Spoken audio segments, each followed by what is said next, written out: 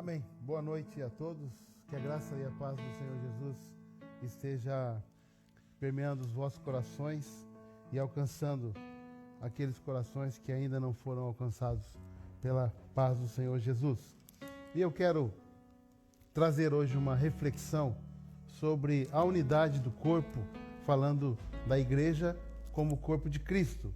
E como o texto base dessa mensagem está em 1 Coríntios capítulo 12, a partir do versículo 12. 1 Coríntios 12, a partir do 12, que diz assim: Porquanto, assim como o corpo é uma só unidade e possui muitos membros, e todos os membros do corpo, ainda que muitos, constituem um só organismo, assim também ocorre em relação a Cristo. Pois todos fomos batizados por um só Espírito, a fim de sermos um só corpo, quer judeus, quer gregos, quer escravos, quer livres, e a todos nós foi dado de beber de um só Espírito.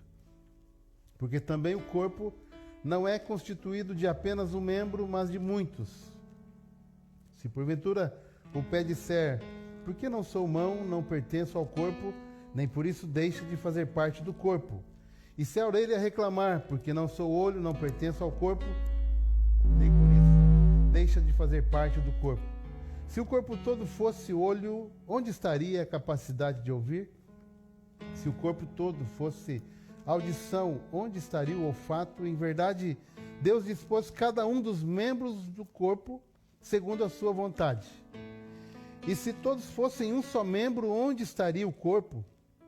Sendo assim, há muitos membros, mas um só corpo. O olho não pode ordenar à mão, não tenho necessidade de ti, tampouco a cabeça pode declarar aos pés, não preciso de vós. Ao contrário, os membros do corpo que parecem mais fracos são essenciais. E os membros do corpo que julgamos serem menos honrosos, nós mesmos os tratamos com maior honra. E os membros que em nós são vergonhosos, vestimos com decoro especial, enquanto os membros mais apresentáveis dispensam qualquer tratamento especial. Todavia, Deus estruturou o corpo atribuindo maior honra aos membros que dele tinham necessidade, a fim de que não haja divisão no corpo, mas sim que todos os membros tenham igual dedicação uns pelos outros. Desse modo, quando um membro sofre, todos os demais sofrem com ele. Quando um membro é honrado, todos os outros se regozijam com ele. Ora, vós sois o corpo de Cristo e cada pessoa entre vós, individualmente, é membro desse corpo. Assim, na igreja, Deus estabeleceu alguns primeiramente apóstolos, em segundo lugar profetas, em terceiro mestres, em seguida os que realizam milagres, os que têm dons de curar, os que têm dom de prestar ajuda, os que têm dons de administração e os que falam diversas línguas. Acaso são todos apóstolos? São todos profetas ou são todos mestres? Todos têm o dom de realizar milagres? Todos têm dons de curar? Falam todos em línguas? Todos as interpretam? Contudo, buscai com zelo os melhores dons. Este texto, essa parte do capítulo 12 da primeira carta de Paulo aos Coríntios, ele traz para nós uma mensagem muito importante de alguns princípios de reino, princípios maravilhosos, mas a tônica não somente dessa porção que nós lemos, mas de todo esse capítulo e também do capítulo 13, quando Paulo está tratando sobre os dons espirituais, a tônica é a unidade do corpo. E já começa dizendo que o corpo tem como cabeça Cristo e é um só. E por mais que Paulo fala nas diversidades desse corpo, nos muitos membros que fazem parte desse corpo, na intensidade da diversidade, Paulo acaba sempre convergindo para a unidade do corpo. E isso é importante que nós entendamos isso, porque a igreja do Senhor Jesus, por mais diversificada que ela seja, por mais diferente que ela seja entre uma unidade e outra, e aí que quando eu digo unidade, eu estou falando das igrejas locais, das comunidades locais.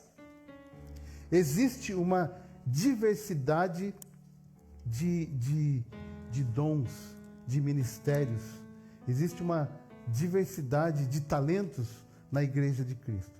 E uma vez que nós conseguimos perceber isso e entender isso à luz das Escrituras, e nós entendemos que a igreja é o corpo do qual eu e você fazemos parte, nós fomos inseridos nesse corpo, e nós somos inseridos com um propósito, nós somos inseridos porque Deus nos inseriu, Deus nos amou, Deus nos escolheu, Deus nos acolheu e nos inseriu nesse corpo maravilhoso. Percebe a grandiosidade dessa mensagem que a palavra de Deus traz? Muitas pessoas gostariam de trabalhar numa empresa muito grande, com muitas filiais, com um alcance grande na sua área comercial ou industrial, e empresas que pagam altíssimos salários e etc. Empresas que têm ali no seu corpo de pessoal, pessoas capacitadas que falam diversos idiomas, pessoas com diversas formações acadêmicas.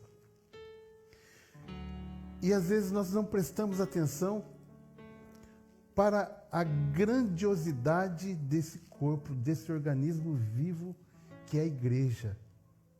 Você e eu fazemos parte de um corpo que ele se estende pelo mundo, que ele se estende pela história da humanidade. Mesmo antes de Cristo estabelecer a igreja como igreja, já havia um plano preparado para que essa igreja viesse à existência através da sua morte e da sua ressurreição. E essa igreja que já estava planejada, projetada no coração de Deus, já faziam parte dela também, você e eu, porque embora nós estamos vivendo hoje, século 21, Deus não trabalha com tempo, Deus é eterno e Ele é o autor, o criador do tempo, Ele é presente, passado e futuro, porque Ele é eterno. E nós fazemos parte desse corpo, você e eu, que talvez você não fale 2 idiomas, mas você faz parte de um corpo onde muitas pessoas falam muitos idiomas e muitas línguas, e muitas formações, e muitos dons, e muitos ministérios, e pessoas capacitadas, pessoas iletradas ou não, pessoas com uma grande formação ou não, pessoas que viajam o mundo todo ou não. Você faz parte do mesmo corpo com a mesma importância. Percebe como isso é maravilhoso? E Paulo, então, usando de uma linguagem figurada, ele começa a usar o corpo humano para descrever de uma forma simples o que é a igreja. Então ele começa dizendo que é um só corpo. Ele já começa com a unidade. Não são 2 ou mais corpos. É um único corpo. E nesse corpo tem uma única cabeça. E o cabeça desse corpo é o Senhor Jesus Cristo. Mas é um corpo que é formado de vários membros. E aí, nesse corpo, ele cita os olhos, ele cita a orelha, o ouvido, ele cita os membros, os pés.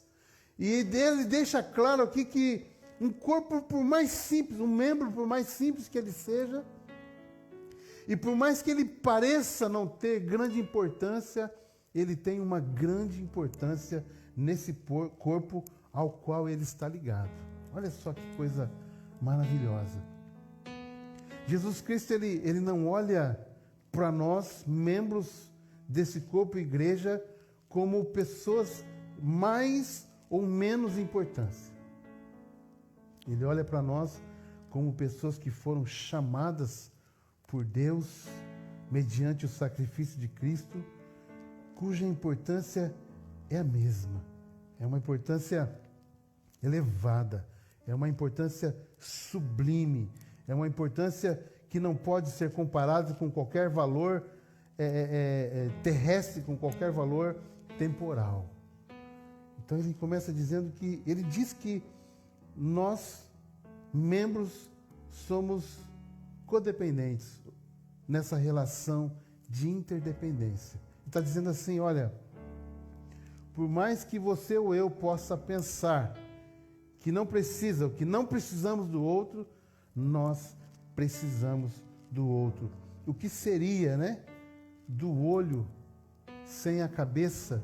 O que seria dos ouvidos sem a cabeça para levar? O que seria do pescoço? O que seria da cabeça se não tivesse aqui os troncos?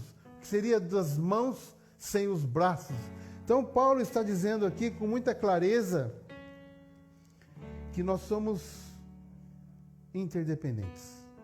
Eu dependo de você, e você depende de mim, e nós dependemos de Cristo, que é aquele que sustenta esse corpo nos dando vida. Usando uma outra metáfora do apóstolo João, o próprio Jesus dizendo, João capítulo 15, ele fala que Jesus é a videira e nós somos os galhos. Galhos ligados numa única árvore. E é dessa árvore que você e eu nos alimentamos. É deste corpo, organismo vivo, igreja do Senhor Jesus, que você e eu nos alimentamos todos os dias. E quando eu digo igreja, é claro que eu estou me referindo também às unidades, às comunidades cristãs locais, onde nós podemos nos reunir e podemos ali compartilhar aquilo que Deus tem feito em nossas vidas e usando dos dons e talentos com os quais Ele nos capacitou, podemos então abençoar aquelas pessoas que estão próximas de nós. Mas estou me referindo também, e eu creio que Paulo está fazendo a mesma coisa aqui, aliás, eu estou fazendo a mesma coisa que Paulo, me referindo à igreja como organismo vivo em todos os lugares em que se fizer presente. Então nós entendemos que nós somos igreja como conjunto, mas nós somos igrejas também quando estamos individualmente em algum lugar e a começar na nossa casa. O Senhor Jesus nos chamou para sermos igreja a começar na nossa casa, sendo bons esposos, boas esposas, bons filhos, bons pais, boas mães, nesse relacionamento de interdependência, entendendo que cada um depende do outro.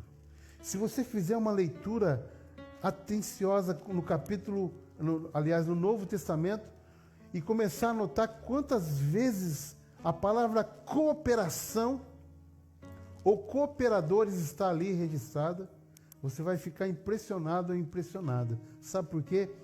Porque eu e você fomos chamados para sermos cooperadores uns dos outros. O que seria da comunidade sem o pastor? O que seria do pastor, ministerialmente falando, sem a comunidade? O que seria de mim nesse momento pregando sem vocês me auxiliando, cooperando com o meu ministério? O que seria de mim hoje sem essa comunidade para eu estar pregando aqui hoje? Talvez estaria fazendo qualquer outra coisa, menos pregando nesse exato momento. Percebe a cooperação que há entre os membros desse organismo vivo que é a igreja. E aí nós precisamos entender que essa interdependência, ela vai no sentido contrário da autossuficiência.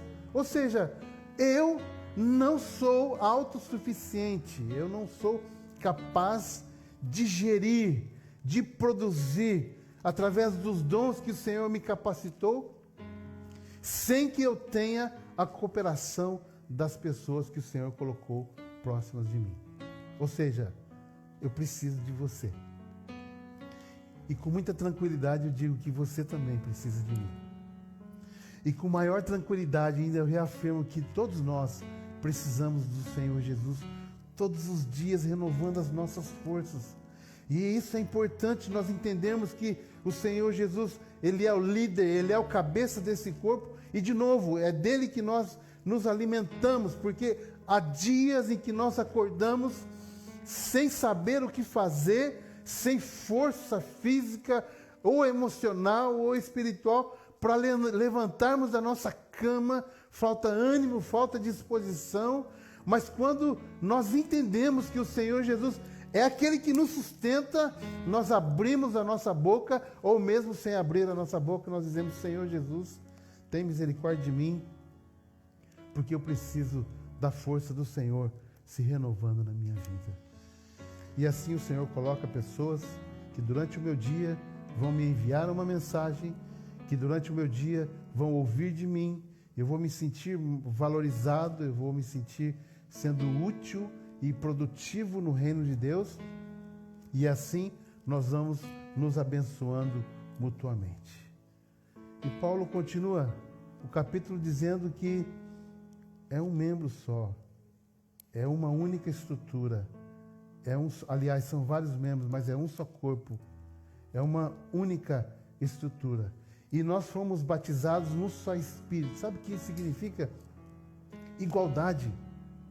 Significa que nós bebemos e nos alimentamos do Espírito do Senhor que habita em mim.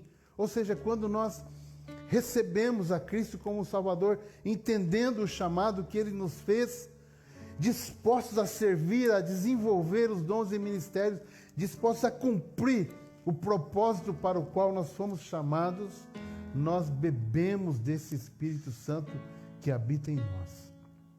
E as nossas feridas são curadas, os nossos traumas são sarados, a nossa alma é liberta, o nosso corpo respira Deus, o nosso corpo se alimenta de Deus, o nosso corpo se alimenta dessa unidade essa que nasce primeiramente no céu, que é a unidade da Trindade, Deus Pai, Filho e Espírito Santo.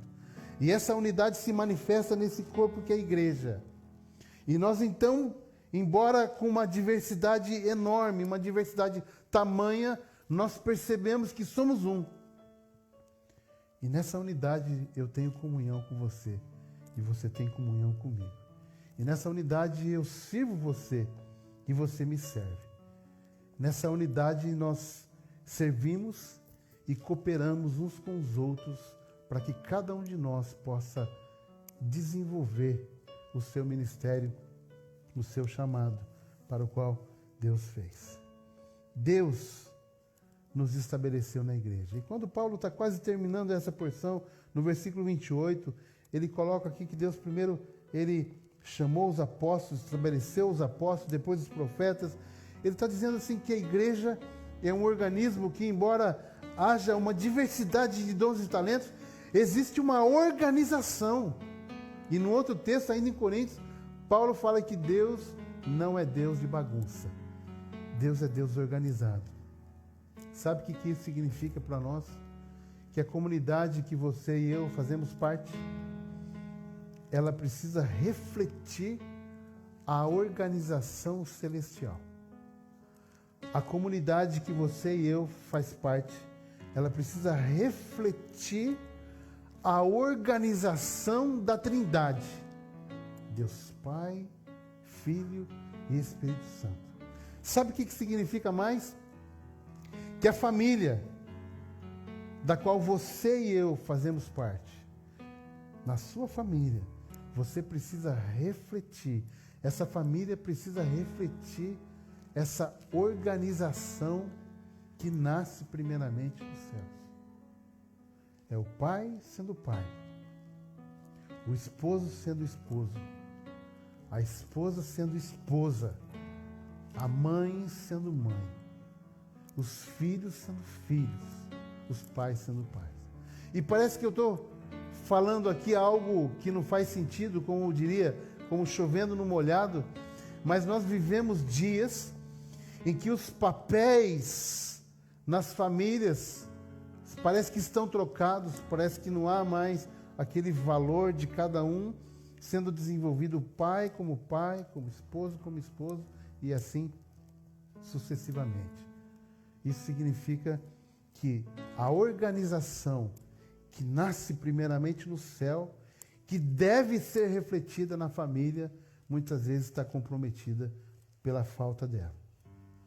Mas significa também que você e eu, por estarmos ligados neste corpo, nós podemos clamar pela graça do Senhor Jesus, pedir ajuda a Ele para que nos leve a realmente ocupar o nosso papel, a começar na nossa família, na comunidade cristã que nós fazemos parte, na sociedade que nós fazemos parte, seja aqui em Faro, seja em Portugal, ou onde nós estivermos na face da terra, trazendo essa organização, executando aquilo para o qual eu e você fomos chamados, não irmos além daquilo e muito menos ficarmos aquém daquilo para o qual fomos chamados. É muito comum na nossa caminhada cristã, não somente como pastores, mas principalmente como pastores, nós vemos pessoas que muitas vezes querem ir além do seu chamado, mas muitas outras vezes ficam aquém daquilo para o qual o Senhor as chamou. Não foi eu que chamei ninguém. Eu não fui chamado por vocês. Vocês não foram chamados por mim. Nós somos chamados pelo Senhor Deus. Nós somos chamados quando estávamos lá na lama de pecado. Eu sempre gosto de dizer isso quando eu cito esse fato tão importante de Deus me chamando, me escolhendo, que Ele me alcançou no meio da lama e com vocês não foi diferente. Talvez você pode estar ouvindo isso e até ficar assim, contrariado ou contrariado, dizer assim, mas eu nunca matei, nunca roubei. Eu também nunca matei, nunca roubei. Mas eu estava, como você e eu, afundado nos meus pecados. Eu estava mergulhado no meu orgulho, na minha soberba, eu estava mergulhado na minha presunção, eu estava mergulhado nos meus desejos carnais, eu estava mergulhado em mim mesmo. E é bem provável que você olhe para o passado e perceba a mesma coisa. E esse olhar para o passado não é um olhar de saudade, não é um olhar saudosista, e muito menos um olhar cheio de culpa. Porque o meu passado e o seu passado foi tratado na cruz. Eu não tenho problema nenhum em citar o meu passado, não porque ele foi bonito, mas porque o sacrifício de Cristo por mim foi bonito. Porque o derramar do sangue de Cristo, por mais doloroso que foi para Jesus, foi bonito. Sabe por que foi bonito? Porque Ele me elevou, Ele nos elevou, Ele elevou os membros deste corpo a se assentar nas regiões celestiais. E é isso que o mesmo Paulo diz lá na carta aos Efésios. Então, Ele nos tirou do lamaçal do pecado. Ele nos tratou. Quantas pessoas que chegaram à igreja destroçadas, falidas, perdidas, sem esperança e sem Deus, como diz a palavra de Deus. Quantas pessoas que chegaram escravizadas pelos vícios, pessoas escravizadas pelos seus sentimentos, pessoas escravizadas por aquilo que trazia na sua alma, marcas profundas. E Deus, neste corpo, através de várias pessoas, através dos pastores, através dos líderes, através daquele membro que, como Paulo fala aqui nesse texto, ele parece não ter tanta importância. Deus usou aquele e aquela e aqueles e aquelas para tratar de mim e para tratar de você.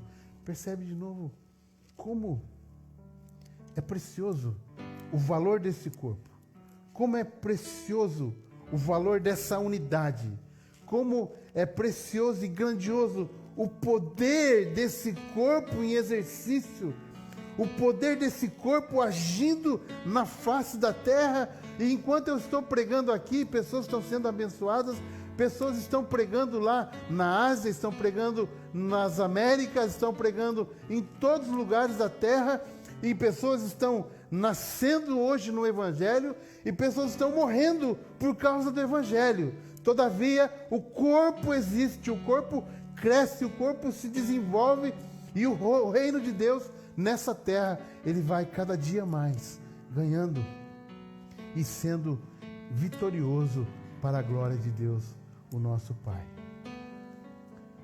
Satanás jamais vencerá esse corpo. E é por isso que Jesus disse, olha, Pedro, eu estou lançando aqui a pedra, sobre essa pedra eu edificarei a minha igreja, e as portas do inferno não vão prevalecer contra ela, e não importa quantos se levantarão, não importa quantos se levantaram, não importa quantas acusações fazem contra o corpo de Cristo, porque é Deus quem nos justifica, e não adianta o mundo querer se levantar, não adianta os organismos diferentes aí fora quererem se levantarem contra a igreja, não adianta a mídia, não adianta o ateísmo, não adianta a ideologia querer derrubar esse corpo. Sabe por quê? Porque esse corpo está sobre a rocha, e a rocha é Cristo, e Cristo, Ele está sentado à destra de Deus, e não mais como um cordeiro que foi levado ao sacrifício e calou-se diante de seus acusadores, mas agora Ele está sentado diante do Pai, à direita do Pai, como Rei dos reis e Senhor dos senhores, de onde virá julgar este mundo, julgar os vivos e os mortos. Não voltará mais como o Messias, como o homem nascendo da Virgem, mas voltará como o vencedor, que veio para vencer, que veio para pisar definitivamente na cabeça do diabo, na cabeça de Satanás, e declarar definitivamente a sua vitória sobre o mal. Glória a Deus. Porque você e eu fomos chamados e inseridos neste corpo. E talvez você pode estar ouvindo essa mensagem aí na sua casa e pensando assim, pastor, mas eu estou com tanta luta, quanta dificuldade, eu tenho tantos problemas para serem resolvidos e eu não sei o que fazer. Descansa nos braços do Pai. Alegre-se nas tribulações, como diz o apóstolo Pedro.